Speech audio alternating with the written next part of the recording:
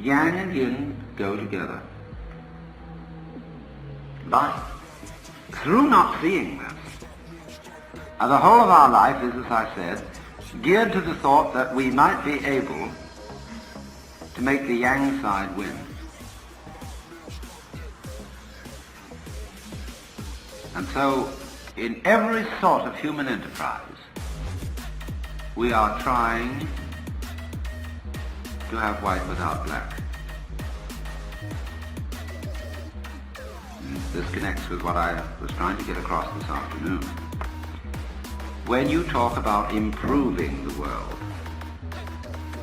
you are meaning presumably that you want it more white than black, or whichever one you call the good one. Maybe you think the black is the good. That's all right, it makes a slight difference. No. Which side are you going to take in the game of chess, the black or the white? Doesn't make much difference, except white gets the first move.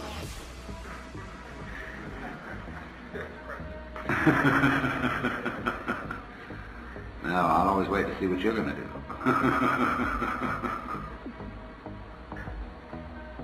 We think, could we get rid of the other one? Now, as you know, in all matters of practical living, it never works. You think now, I've been miserable all this time because I haven't had enough money.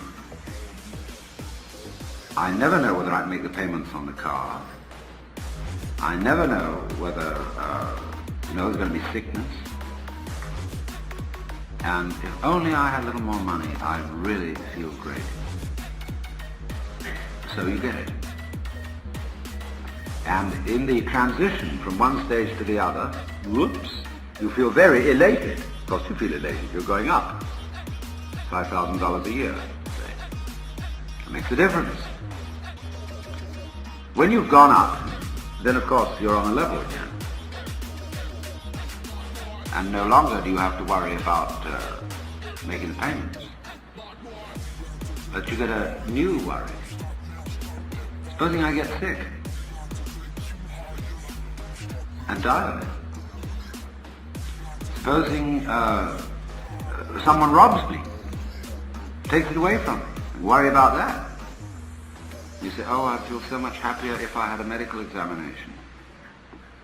As you go to a fancy doctor, he says, I can't find anything wrong with you. But then always there might be burglars, so you get an alarm system and new locks, and finally you go to the Homeless Patrol and get a private guard to watch you, and that makes you feel better for a while, except then it begins to nag you. See, if I have that Homeless Patrol man out there, they'll know I've got something. Maybe I better have two men on the job. So, it grows. You worry. Because you found out that you didn't get yang without yin. You got a new yang, a bigger yang, instead of the former little one you had, but you got a big yin with it. It's no joke getting rich. It implies a great deal of responsibility, and you've got more to worry about.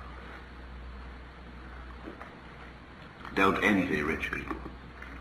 It's a great mistake. Don't envy anyone. So, in the same way, Zhuangzi puts it thus, he's Lao Tzu's successor.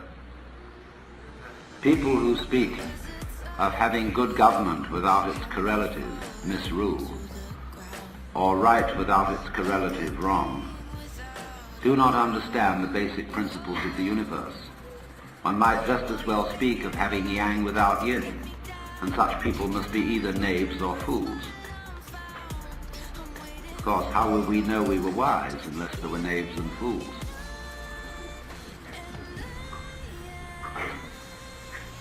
But here it is, you see. You cannot beat the game.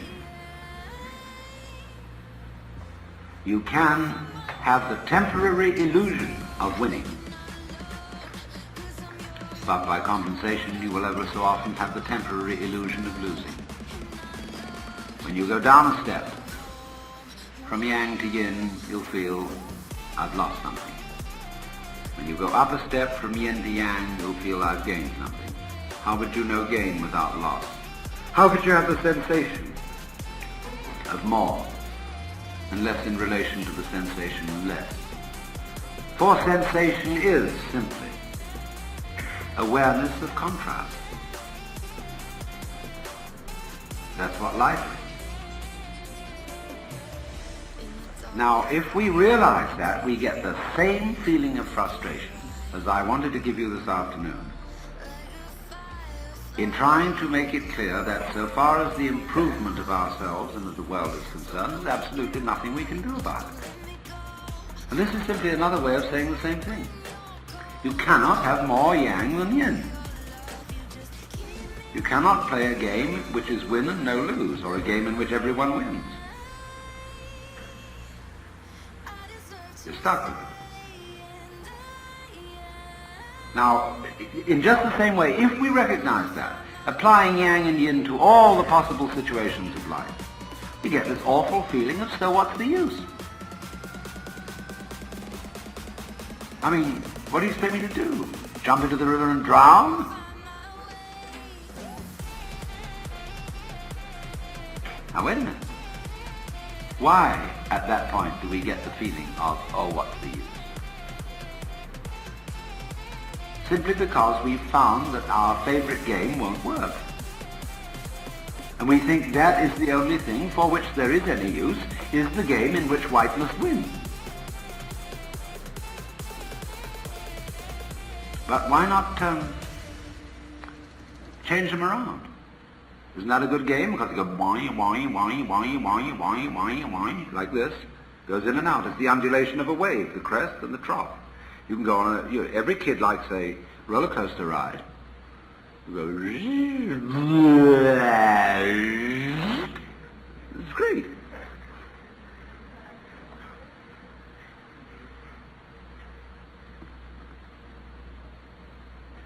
So having both is the game. See, it's no game. What we think is the game isn't a game at all. To win all the time. Win, win, win. That's no game. Because the game is always the hide and seek. Now you see it, now you don't. The game is the story in which the villain might win. And the whole idea of drama is to make it seem to the audience that the villain absolutely must win. There's no way out, and then suddenly, for whom the secret thing is revealed and the hero wins. Or if you want a good cry, to have a tragedy and the villain wins. But don't you see, there is no vitality unless there's that negative element. The villain, the devil, the nothing, the death, the out. You've lost. Finish. Bye-bye. Quit. See, if that's not there, then the other one isn't there. And you're always winning. First thing you know, you sit at home with your wife and you play cribbage. Lots of married couples try to forget holy deadlock by playing games with one another.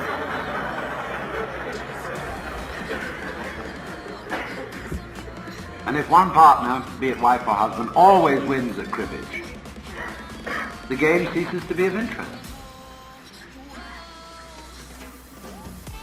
Because every good player likes a sprightly opponent who sometimes wins. Wins just a little bit less than me, mind you, but wins a great deal of the time, yes, it's okay. See, just a little bit, no? So, if you don't have the unknown space, death, darkness, negative, you don't have the light. So the art of life consists rather in something else than trying to make white win. You didn't sit down and weep because somebody tells you you can't make white win all the time, forever and always, so that black doesn't exist. Because black by its very nature is darkness and it doesn't exist. You're trying to make it not exist. It's irrelevant. The very fact that it doesn't exist is its power. Non-existence is the necessary condition for existence. Just like you have to have a front before you can have a back. or back before you can have a front. They come into being together. So do existence and non-existence. So what are you afraid of? In trying to get rid of nothing, which is already gotten rid of.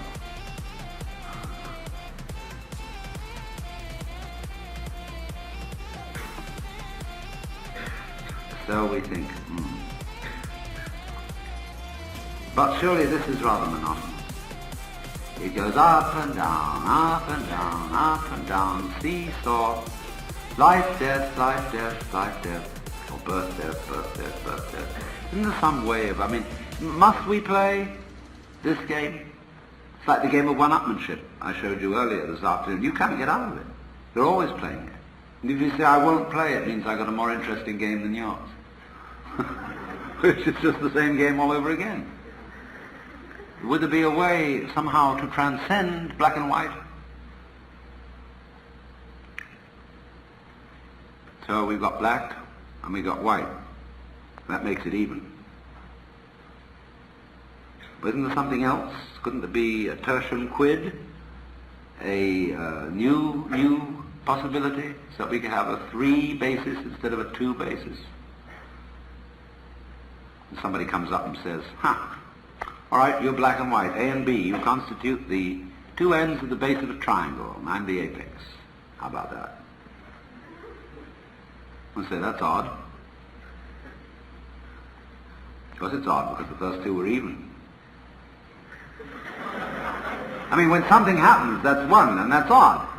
See, it's odd that anything should have happened. Very odd. It's queer. Would it have been easier for there to be nothing? But then something happened. So then they said, that's odd. Then they recognized there was something and nothing, and then they said, all right, that's right, we're even. So this third fellow comes along and says, now, what about it? And they say, you're odd. Oh, wait a minute. You stand over against us. So that makes 2. We're even, and you're odd. All right, so that makes 2 out of 3. 3 equals 2. Because we're together, we 2. We recognize that we're black and white. You can't have one without the other, so we're together. And you say you want to be different, okay? That makes black and white different from whatever you say you are, so we got the new yang and yin. You can't get out of it. Make 4, and it's same all over again. Make 5, it's the same all over again. This was how Leibniz reasoned, an arithmetic that could represent any number using merely 0 and 1.